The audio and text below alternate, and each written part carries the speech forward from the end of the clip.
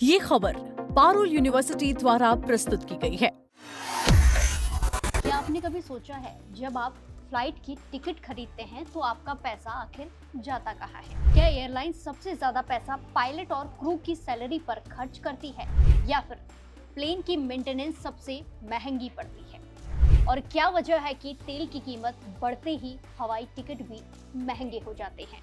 अगर आपके मन में भी ऐसे सवाल आते हैं तो आज की ये रिपोर्ट आपके लिए है। क्योंकि डीजीसीए यानी कि directorate general of civil aviation ने एयरलाइंस के खर्च का पूरा हिसाब सामने रख दिया है, एक एक पैसे का। इस रिपोर्ट से पता चलता है कि फ्लाइट की कमाई का सबसे बड़ा हिस्सा वहां खर्च होता ही नहीं है जहां आम लोग सोचते हैं।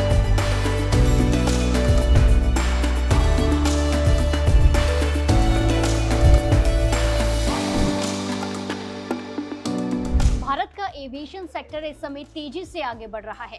देश में हर साल करोड़ों लोग हवाई यात्रा कर रहे हैं। नई एयरलाइंस बाजार में उतर रही हैं। एयरपोर्ट का विस्तार हो रहा है और कंपनियां सैकड़ों नए विमान खरीद रही है। देश में अब फ्लाइट का सफर किसी लग्जरी की जगह जरूरत बनता जा रहा है।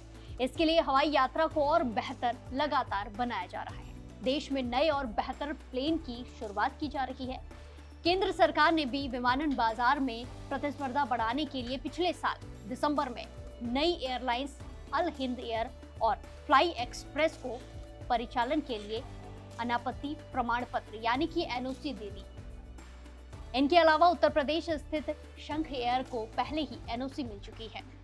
इस एयरलाइंस के 2026 में परिचालन शुरू होने की संभावना है। लेकिन इस विकसित तस्वीर के पीछे एक ऐसी चुनौती छुपी है जो एयरलाइंस के मुनाफे को लगातार प्रभावित करती आती है।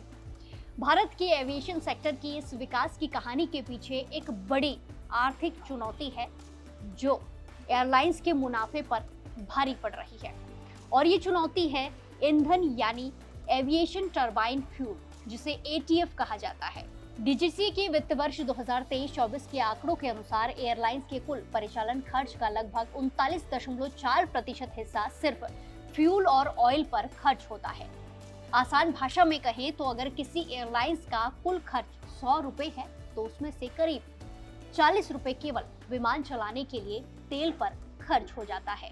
ये आंकड़े बताते हैं कि तेल ही एयरलाइंस के लिए सबसे बड़ा ऑपरेटिंग खर्च बना हुआ है, जो रखरखाव, यात्री सेवाओं और कर्मचारियों के वेतन यानी कि सैलरी के साथ साथ अन्य सभी लागतों से कई ज्यादा है।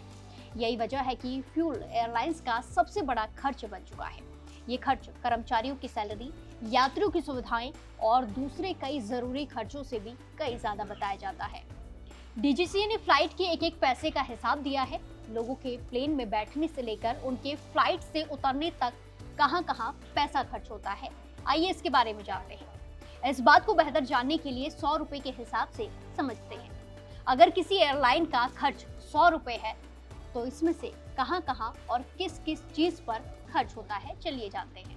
डीजीसीए के डेटा से पता चलता है कि विमान का ईंधन और तेल कुल ऑपरेटिंग खर्च का 39.4% है। एयरलाइंस टिकट के किराए का सबसे ज्यादा खर्च तेल पर ही खर्च होता है। अब सवाल उठता है, बाकी बचा करीब 60 रुपए कहाँ खर्च होता है, 60% कहाँ खर्च होता है? डीजीसीए के आंकड़ों के मुताबिक दूसरा सबसे बड़ा खर्च विमानों की मेंटेनेंस, रिपेयर और ओवरहॉल यानी कि एमआरओ पर होता है। कुल खर्च का लगभग 15.8% हिस्सा विमानों की देखभाल, तकनीकी जांच और सुरक्षा से जुड़े कामों में लाया जाता है। दरअसल किसी भी विमान को उड़ान से पहले और उड़ान के बाद कई स्तर की तकनीकी जांच से गुजरना पड़ता है। छोटी सी लापरवाही भी बड़े हादसे का कारण बन सकती है। इसीलिए एयरलाइंस को इस पर भारी भरकम रकम खर्च करनी पड़ती है। अब बात करते हैं उस खर्च की जिसे लेकर सबसे ज्यादा चर्चा होती है, यानी कि पायलट और फ्लाइट क्रू की सैलरी की। आमतौर पर लोगों को लगता है कि एयरलाइंस का सबसे बड़ा खर्च पायलट और एयर होस्टेस की तनख्वाह होती है, सैलरी होती है, लेकिन डीजीसीए की रिपोर्ट कुछ और ही कहानी बताती है। कुल परिचालन खर्च का सिर्फ 5.4% हिस्सा फ्लाइट क्रू की सैलरी और उनसे जुड़ी खर्चों पर जाता है। यानी एयरलाइंस अपने पायलट और कैबिन क्रू पर जितना खर्च करती है उससे 7 गुना ज्यादा पैसा केवल फ्यूल पर खर्च हो जाता है। यही कारण है कि जब अंतर्राष्ट्रीय बाजार में कच्चे तेल की कीमत बढ़ती है तो तो एयरलाइंस पर दबाव बढ़ जाता है। क्योंकि एटीएफ की कीमतें सीधे ग्लोबल क्रूड ऑयल मार्केट और डॉलर की कीमत से जुड़ी होती हैं। तेल की कीमत में थोड़ी सी बढ़ोतरी भी एयरलाइंस के खर्च को करोड़ों रुपए तक बढ़ा सकती है। ऐसे में कंपनियों के सामने 3 ही रास्ते बचते हैं, या तो टिकट महंगी करें, या अतिरिक्त फ्यूल चार्ज लगाएं, या फिर कम मुनाफे पर काम करें। एक्सपर्ट्स का मानना है कि आने वाले समय में वही एयरलाइंस ज्यादा सफल होगी जो कम ईंधन खर्च करने वाले आधुनिक विमान इस्तेमाल करेगी। साथ ही बेहतर रूट प्लानिंग और नई तकनीक का इस्तेमाल भी बढ़ाया जा रहा है। भारत सरकार भी घरेलू एमआरओ सेक्टर को मजबूत बनाने की दिशा में काम कर रही है, ताकि एयरलाइंस को मेंटेनेंस के लिए विदेशों पर कम निर्भर होना पड़े और उनका खर्च घट सके। कुल मिलाकर डीजीसीए के आंकड़े साफ बताते हैं कि एयरलाइंस की असली लड़ाई यात्रियों को आकर्षित करने से ज्यादा फ्यूल की बढ़ती लागत को नियंत्रित करने की है, क्योंकि हर 100 रुपए में से लगभग 40 रुपए सिर्फ तेल पर खर्च हो रहे हैं। यानी जब भी आप अगली बार फ्लाइट में सफर करें तो याद रखिए कि आपकी टिकट का सबसे बड़ा हिस्सा पायलट की सैलरी नहीं, बल्कि विमान के टैंक में जाने वाले ईंधन पर खर्च होता है। आपको ये वीडियो कैसी लगी, ये जानकारी कैसी लगी, कमेंट्स में जरूर बताएं और बाकी देश और दुनिया की तमाम बड़ी अपडेट्स के लिए जुड़े रहिए दैनिक जागरण के साथ।